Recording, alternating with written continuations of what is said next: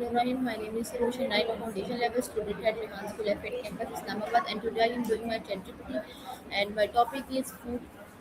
So let's That, start it. Hello ChatGPT, can you listen me? of course, I'm here and ready to listen. Just let me know what aspects of food you'd like to talk about, whether it's culture, nutrition, or something else, and we can dive right in.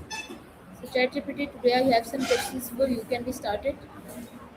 Absolutely. Go ahead and ask your questions whenever you're ready, and I'll do my best to give you clear, helpful answers. Okay, so ChatGPT, my first question is that why is food considered one of the most essential human needs? That's a really fundamental question. I mean, food is essential because it provides the energy and nutrients our bodies need to survive. But beyond that, food is also tied to culture, community, and even emotional well being. So it's not just about survival, it's really a cornerstone of human life.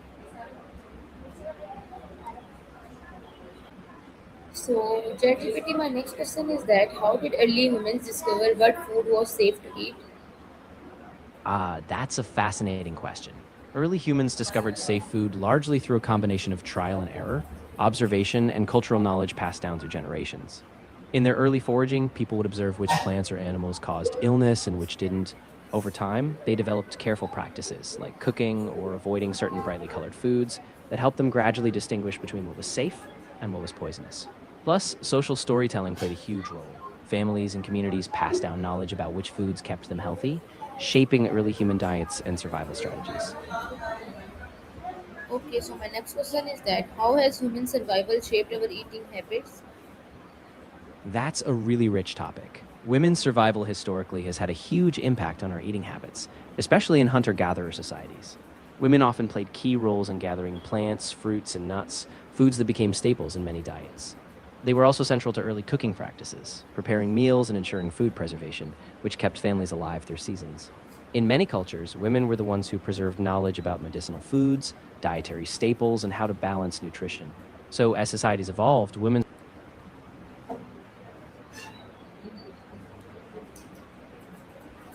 So my next question is that why do women cook food instead of eating everything raw?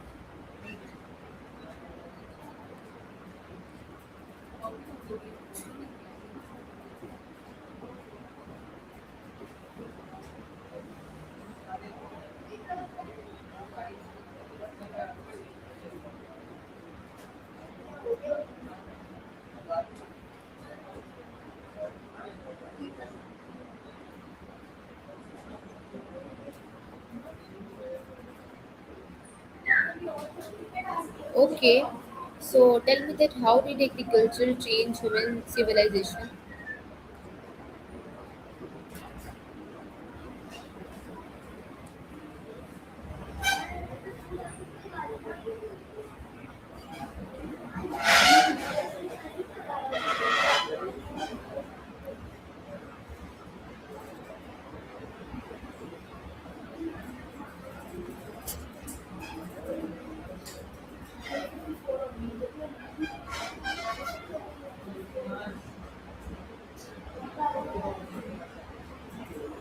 Okay, so my next question is that how important is food security in today's world?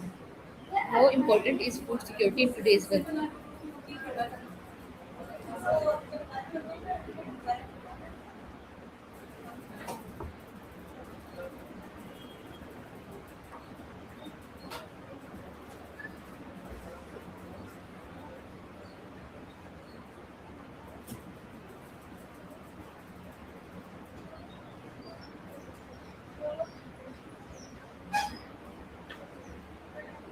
So tell me that what happens physiologically when people lack food?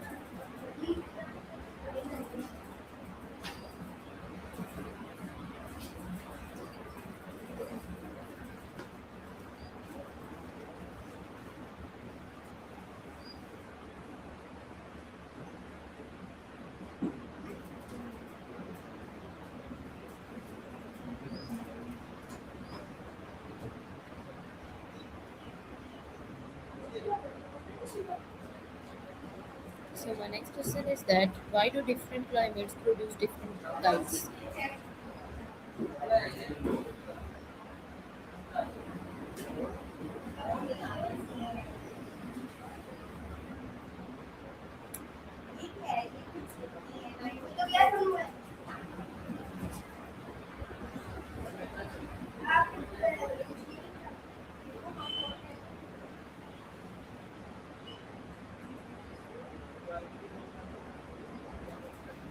Okay, so my next question is that how did ancient food tradition begin?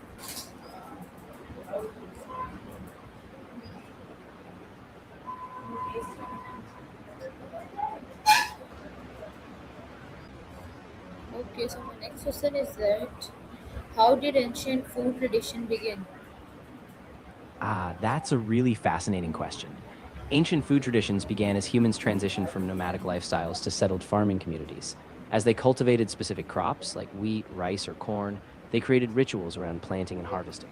They also developed techniques like fermentation, preservation, and communal feasting, which connected food to family, spirituality, and social structures. So, over generations, these early food practices evolved into deeply rooted cultural traditions that we still cherish today. Okay, so my next question is that how does food represent cultural identity? That's such an important aspect. Food is often a reflection of a community's history, geography, and values. Each culture uses food to tell a story, whether it's the spices of a curry, the techniques of baking bread, or the rituals around a family meal. Traditional recipes connect people to their ancestors, and sharing food becomes a way to express belonging, pride, and even resistance. So, in many ways, what we eat really is a powerful marker of who we are. So tell me that how do countries have signature dishes? That's a great question. Countries develop signature dishes as a result of their geography, climate, and available ingredients. For instance, Italy's pasta traditions grew from durum wheat, while Japan's sushi reflects a long history of coastal fishing. Over time, these dishes become iconic because they embody local flavors and traditions. They also tell the story of a country's history, trade routes, migrations, and cultural exchanges. So each signature dish is really a window into a nation's soul. Okay, that's a great answer. So tell me that how does food connect generations? That's such a beautiful aspect of food. Food connects generations by acting as a living memory. Recipes are passed down from grandparents to parents to children, often carrying family stories or cultural values. When we cook traditional dishes, we're not just eating, we're reliving moments from the past, preserving flavors that shaped our family and cultural identity. In this way, food becomes a bridge. It connects us to our roots, keeps traditions alive, and gives younger generations a sense of belonging and purpose. Okay, so tell me that why are family recipes so valuable? That's such a great point. Family recipes are valuable because they're more than just ingredients. They're a symbol of continuity and love. Each dish carries with it a story, a holiday, a special event, or an everyday comfort. They link us to ancestors we may never have met, and they keep old traditions alive in a fast changing world. So when we cook them, we're not just making food, we're holding on to a piece of our family's history. Chatgpt, how does migration influence cuisine? That's a really powerful connection. Migration plays a huge role in shaping cuisine because when people move, they bring their food traditions with them. As communities settle in new places, they adapt ingredients and techniques to their new contexts. So a dish might merge spices from one culture with ingredients from another, creating something entirely new. This fusion for generations becomes part of a region's identity.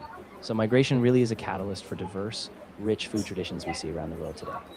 So tell me that can food preserve history? Absolutely. Food can be like a time capsule. Recipes and ingredients hold on to history. When we make traditional dishes, we connect with past generations and cultures. Think about a holiday pie recipe, a preserved spice blend, or a communal dish that's been prepared the same way for decades. These foods preserve techniques, values, and even historical events. So every bite can remind us of where we came from and what we've been through as a culture. So tell me that why do traditional foods survive centuries?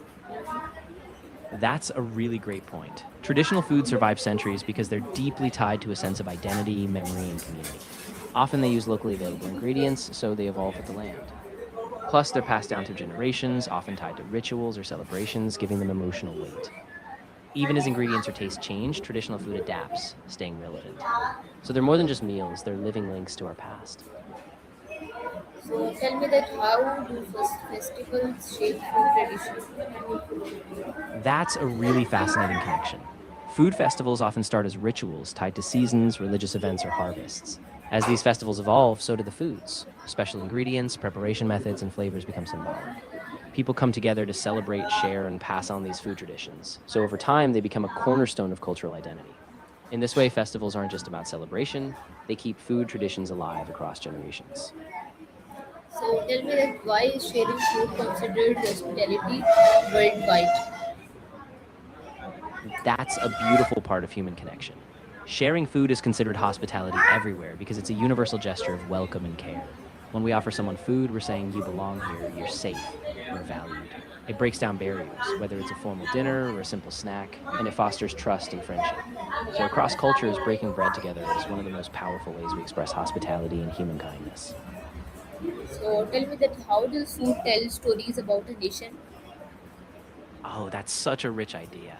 Food really acts like a narrative for a nation's journey. The ingredients tell of the land, what's grown there, what's abundant, and the preparation methods tell of innovation and adaptation. Think of a country's signature spice blends, street foods, or ceremonial dishes. They reflect a history of trade, migration, colonialism, or resilience. So when we sit down to eat a national dish, we're really tasting a nation's past, present, and future. Okay, that's a great answer. So tell me that why do certain foods remind us to childhood? That's such a universal feeling. Certain foods remind us of childhood because they're tied to comfort, routine, and family. Maybe it was a special breakfast your parent made, a holiday sweet, or a dish you shared at a family gathering. These flavors anchor us in time, bringing back vivid memories of safety, love, and discovery. So every bite is like a time machine to the past. So ChatGPT, can you tell me what is comfort food? Of course, comfort food is basically any dish that provides a sense of nostalgia, warmth, and emotional comfort. These are often foods we grew up with. Think macaroni and cheese, a bowl of soup, or a homemade dessert. They're usually simple, familiar, and tied to moments of care, like being nurtured by a parent or gathered around a family table. So, comfort food is really about more than taste, it's about how it makes us feel safe, connected, and grounded. So tell me that how does food affect mood? That's a really powerful connection. Food can affect mood in so many ways. When we eat, our bodies release chemicals like serotonin and dopamine, especially if we eat balanced, nutrient rich foods. Comfort foods, for example, can provide a sense of security or happiness, while poor nutrition or extreme diets can leave us feeling sluggish or anxious. So the food we choose really shapes our energy, focus, and overall emotional balance. Okay, so tell me that why do people celebrate with food? That's such a universal human instinct. Food is a way to mark milestones, express joy, and bring people together. Think about weddings, birthdays, or national holidays. Each celebration often revolves around a special meal. Food is a symbol of abundance, generosity, and love. When we celebrate with food, we create shared experiences, we honor tradition, and we build community. We're all through the simple act of eating together. Okay, so can you tell me why is food linked with love and care? Absolutely. Food is linked with love and care because it's such a direct, personal act. When we cook for someone, we're investing time, effort, and attention, basically saying, I care about you. From a warm bowl of soup when we're sick to a celebratory feast, food is a universal language of affection. It comforts, connects, and reminds us that love often starts with a meal. So ChatGPT, can food reduce stress? Yes, it definitely can. Eating can be a grounding, soothing ritual, whether it's a balanced meal or even just a warm cup of tea. Certain foods, like those rich in omega 3s or magnesium, can help regulate stress hormones. Plus, the act of sitting down, eating mindfully, and savoring flavors can help calm the nervous system.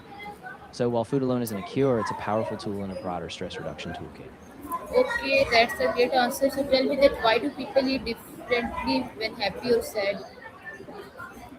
That's a really human pattern. When people are happy, they often celebrate with food. Think of treats, festive meals, or sharing something special. When people are sad, though, they might turn to comfort foods, things that provide familiarity or reassurance. Sometimes people eat less when they're anxious or sad, and other times they might overeat to soothe themselves. So food becomes a way to express and cope with emotions, whether we're happy, comforted, or seeking distraction. So ChatGPT, tell me that how does smell influence food memories? Oh, that's such a powerful connection. Smell is closely linked to the part of the brain that processes memory and emotion. When we catch a familiar scent, like cinnamon from a pie or the aroma of a certain spice, those smells can instantly bring back vivid memories. So, a dish from childhood or a holiday treat can transport us right back to a specific time and place. In this way, smell is like a bridge to the past, unlocking the feelings and details of old food memories. So tell me that why is food central to social gathering? That's a great question. Food is central to social gatherings because it's more than just sustenance, it's a way of creating connection. Sharing a meal is a chance to pause, interact, and engage. Food is a common language. It breaks down barriers, sparks conversation, and fosters a sense of belonging. Whether it's a big family dinner, a festive holiday, or just a casual meetup, food invites us to slow down, share stories, and build community one bite at a time. So ChatGPT, tell me that how does food strengthen relationships? That's a really beautiful point. Food strengthens relationships because it's an experience we share together. When we cook or dine with others, we're creating trust and intimacy. It's a time to be present, listen, and exchange stories.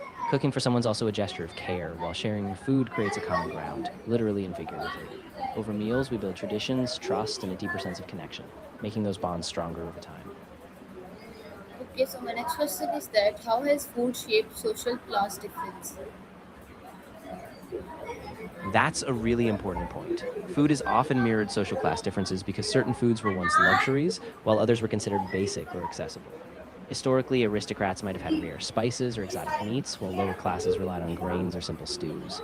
Today, food still signals class. Fine dining is often expensive and exclusive, while street food or home cooked meals are more accessible.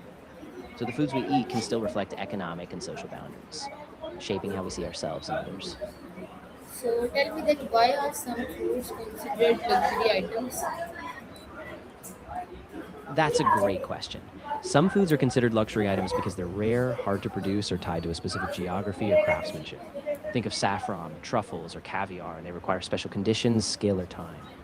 Often they were historically reserved for the elite, symbolizing status or celebration. Today, even though we have more access, they still evoke a sense of exclusivity. So we associate them with indulgence, prestige, and a special occasion. Okay, ChatGPT, can you tell me how has fast food changed society? Absolutely. Fast food has really reshaped society by making food quick, affordable, and widely accessible.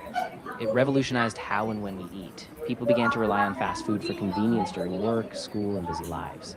But it also influenced culture, creating new dining norms, urban sprawl, and even how we think about value and convenience. At the same time, it raised concerns like health impacts, sustainability, and the decline of traditional food culture. Okay, so can you tell me what role does food play in urban life? Oh, food plays a huge role in urban life. Cities are melting pots of diverse cuisines, and food becomes a way to explore culture, identity, and community. Urban food scenes are vibrant. They reflect global influences from street food stalls to fine dining. Food markets become hubs for connection, and cafes or food halls often serve as social spaces. So, food in urban life is not just fuel, it's a bridge between different cultures, a driver of innovation, and a catalyst for community. Okay, so ChatGPT, tell me that how has food bring communities together? That's such a heartwarming aspect of food. Food brings communities together because it's a shared experience. When we gather to cook, share, or celebrate meals, we break down social barriers. Potlucks, neighborhood food festivals, or even just a weekly family dinner create a space where people connect. Recipes passed down, traditions celebrated, and even new food adventures spark dialogue. So, food is really a common thread. It's a way we build trust, understanding, and belonging, one meal at a time. So tell me that why are street foods culturally important? That's a really great point. Street foods are culturally important because they reflect a city's daily life, history, and creativity. They're often accessible, affordable, and full of flavor, born out of local traditions, ingredients, and innovation. Street vendors become guardians of cultural heritage, selling family recipes or traditional snacks that have been passed down for generations. So, in every bite of street food, there's a story about place, people, and pride. So ChatGPT are food trends driven by society or media? Absolutely. Food trends today are really driven by society and social media. Platforms like Instagram or TikTok put certain dishes and ingredients in the spotlight. Suddenly, everyone wants to try a viral dessert or a trendy superfood. At the same time, society shapes what we value, like health trends pushing plant based diets or sustainability influencing local sourcing. So, social media amplifies food trends, but society is what gives them meaning, whether it's about wellness, cultural revival, or just sharing something delicious. So ChatGPT, tell me that how has social media transformed food culture? Oh, it's been huge. Social media has completely transformed food culture by making food visual, accessible, and shareable on a global scale. Dishes that once stayed local now go viral. People discover cuisines from all over the world just by scrolling.